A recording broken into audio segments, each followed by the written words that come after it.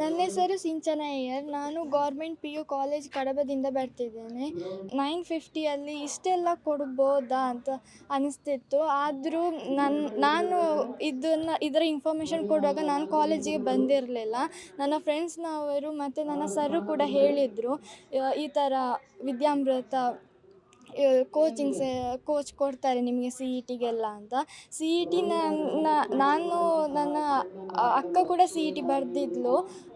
ಮತ್ತು ನನಗೆ CET ಬಗ್ಗೆ ಅಷ್ಟೊಂದೇನು ನಾಲೆಜ್ ಇರಲಿಲ್ಲ.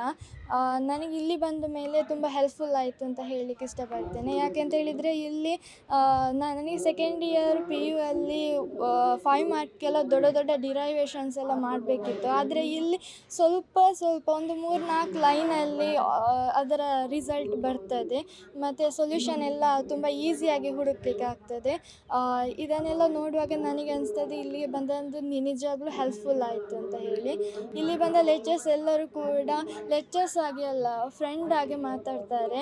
ತಿಳಿದರೆ ಅವರು ಬರುವಾಗ ಏನೆಲ್ಲ ನಮ್ಮ ಜೀವನದಲ್ಲಿ ನಡೆಯುವಂಥ ಘಟನೆಯನ್ನೇ ಎಕ್ಸಾಂಪಲ್ ಆಗಿ ಇಟ್ಟುಕೊಂಡು, ನೀವು ಇದನ್ನು ನೋಡಿರ್ತೀರ, ಅದನ್ನು ನೋಡಿರ್ತೀರ, ಹಾಗೆಲ್ಲ ಎಕ್ಸಾಂಪಲ್ ಕೊಟ್ಟು ನಮಗೆ ಆದಷ್ಟು ಅರ್ಥ ಮಾಡಿಸ್ತಾರೆ.